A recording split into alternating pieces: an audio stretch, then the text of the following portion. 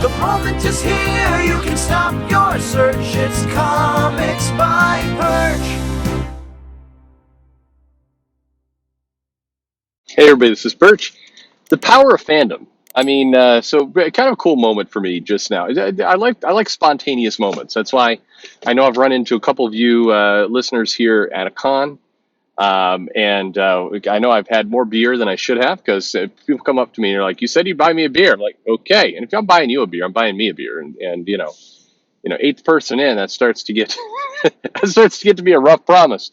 But hoping I can see people here in Dallas in a couple months. It'd be really great. I'm an invited guest, so that's going to be fun. But I'm ready to buy some people some beer. But anyway, no, this is a cool moment. So I'm going out to my car, and I think I've shown pictures of my car before. But on the back of it, I've got a little One Piece sticker on there. And it's let's be. But what's the least douchey way to say what I'm about to say? The kind of car I drive, typically they don't put bumper stickers and things on the car. I'll leave it there. So anyway, but it's got this One Piece sticker on the car. As I'm coming out with my little bag, there's somebody kind of looking at my car. My immediate reaction is negative. Like, all right, did I park in somebody's spot? Did I roll over somebody's child? Like, why is this person standing here? And to get close, this person comes up and hugs me. And in a time of COVID, I've been, I would say, safe. I mean, the nice part about COVID for me is like the excuse to wear a mask in really disgusting places like public bathrooms is like this is a benefit. Annoying, sure, but I mean, I'm telling you, places like stadium bathroom or the Target bathroom is a hell of a lot nicer with a mask on. I'm just going to leave that there. Anyway, so this person comes up and just hugs me, and they're like, "Yes, One Piece forever." And I was like, "Oh, that's it." And we shared a nice little moment. And then the stranger went away and never saw him again. It was nice. I thought that was pretty cool. But it was fun. I mean, it was a good moment. I mean, how are you not gonna have a smile after that? Just it's no matter how bad a day you have, random stranger coming up and shaking your hand or hugging you or saying "all right" because you happen to be a fan of the same thing. I mean, that's a cool thing. That's the power of fandom. That's why that's why I cringe at this surge of toxic fandom, and the fans are too straight. Like the fans are out of control. We can't give the fans we want. All that kind of crap. It's a shame to me because fandom is awesome. It's a cool thing. The people who are overzealous. That's not a word. Overzealous. Fan basically springs from the word fandom or fanatic. And there's a certain fanatic aspect to a fan who's just out there, having a good time. So when the companies reject that or push away from it, it's striking to me because if you can harness somebody's emotion like that, if you have a brand so powerful, some stranger will walk up to another stranger and give them a hug because they feel bonded in some weird way over your merchandise. That's massively powerful. And I think that's important to recognize that even though, you sometimes take some lumps, even though the fandom's like, I don't like what you did to Luffy here. I don't like that Zoro has a scar over his eye. I remember when Zoro got his scar, that was like people were unhappy. Like what happened to his eye? Like why is he battle wounded here? What happened? And that was, there are people who are upset with that move. But regardless, as a creator, as a publisher, you take some of those lumps. You run the risk that sometimes the fandom's not going to like everything you do, but still the investment into your product is so strong.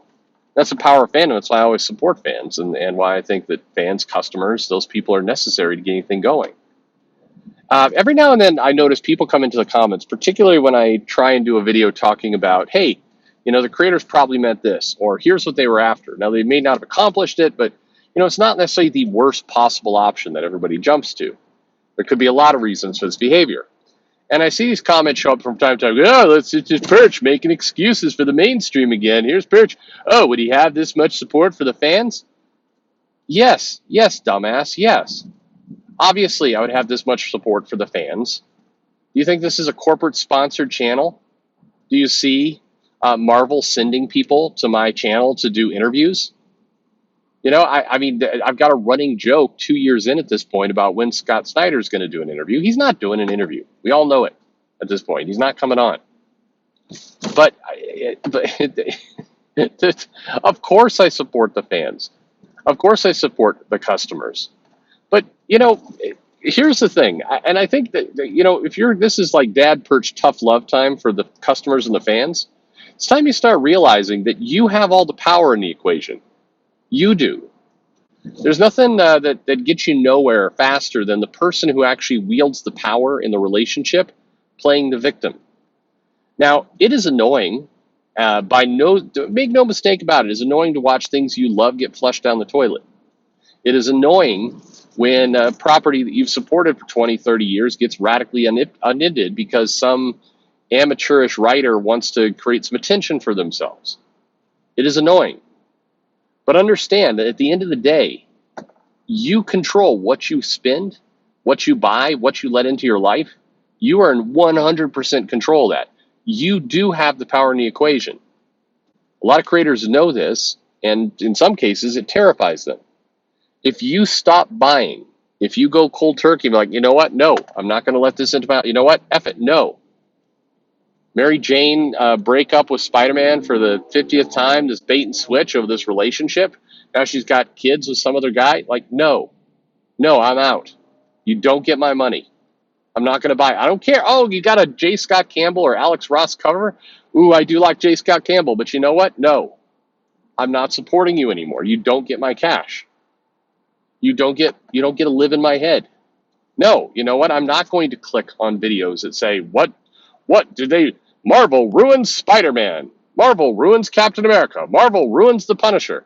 Whatever it happens to be. No, I'm not going to click on that because you know what? I'm not going to give a second of my life, positive or negative. Certainly not with my cash, but not even with my time. Because the thing is, I think customers, fans, realize your time is money. And if you hate something, if that thing, whatever it happens to be, and you do not have to give any excuses for why you don't like something.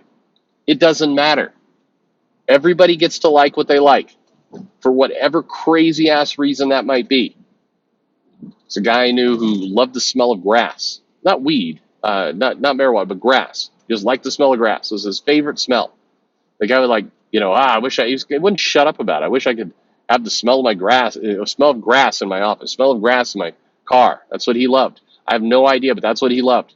More power to him. I don't have to love what he loves. Guy was obsessed with the smell of grass.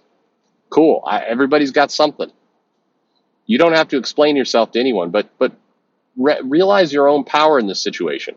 A lot of videos like, it's the fans versus the retail, fans versus the creators. There's no versus because there is no battle. You're in charge. Here's a piece, and this will piss off some people, but the channels, the individuals who are really trying to stir up this creators versus fans mentality, they're playing you like a sucker. They're trying to grift you out of your cash. They want your time, your attention, and they all have their own projects, and you should support their projects because they will treat you right. Well, if you like their projects, go for it. If you like the ranting and raving and constant screaming on YouTube, go for it. If that's what your time, if that's what you want to do with your time, no judgment. But do realize this: you're in control. The reason why there's not a big fans versus creators war going on is because it wouldn't be a war. If people really got serious about it, the fans and customers would go, hey, you know what? Wallet closed, mind closed, time closed. You know what? You get none of my attention. And it would kill off really damn quickly. And sometimes I say things like that and people come back and go like, those woke companies, they'd publish the comics anyway. If you've taken them entirely out of your life, who cares? There's a lot of things going on right now on the planet, a lot, that you wouldn't like. Other countries, there's all kinds of stupid shit going on. You never know about it. They don't spend a minute in your head, and you're happier for it. So if mainstream comics, indie comics, Kickstarter comics, whatever it happens to be, if you find yourself really angry, if you find yourself like, screw these guys, kill it out of your life.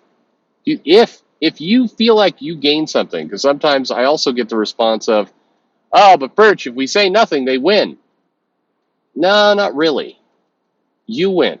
You win if you divorce yourself from the things that make you crazy. You win. Screw their win. You win. That's the better win. Fandom is powerful. The customers are powerful. The fans and the customers are the more powerful ones in this equation. Not some writer at Marvel making $75 a page. That person has very little power. They're living a pretty shit middle class at best life, assuming they're able to get lots of books going. They know that their entire comic career has a 10-year shelf life, if that. And that person's generally miserable. A lot of the people who post this stuff on social media that you see people get all outraged about, including me, those people are miserable people. They're not happy in their lives. You the customer, you the fan, you're at the top of the food chain. You have the power. They can create their stories. That's awesome. But you don't have to buy them. You don't have to think about them. You don't have to do anything with them. You can have them die in the shadows. And they will, and they do. We currently are not on Iceman by Cena Grace, issue 97. The reason why, I was going to say 69, but then, no, too easy. No, we're not on that issue. You know why? Because it didn't sell well, and nobody really cared. And Cena Grace doesn't work for Marvel anymore. And guess what? He's not really doing anything for DC either. A little backup story in an anthology really doesn't count for anything. So if you got really worked up about that, cool. You won. Gabby Rivera. We do not have America Chavez 69, number 69. Maybe we get, you know what? Never mind. Gabby's not working for Marvel. Not working for DC. Where is Gabby working? I have no idea. I'm sure somewhere. I'm sure. But it doesn't matter. You guys, the customers, fans, you won. You closed your wallets. You said nope. And there's no comic. You do have the power. Don't let anybody tell you otherwise. Particularly, don't let people try and get you to feel like you're the victim and you have to go be super angry and hand over your money to somebody else. Don't get grifted by a different person.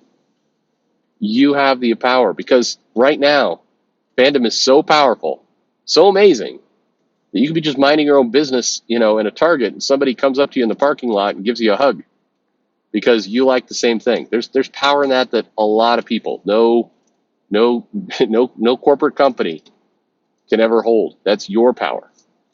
You're in charge, and it feels pretty damn good. Sorry. Sorry, not sorry. I think that's the best way to say it. Thanks for listening.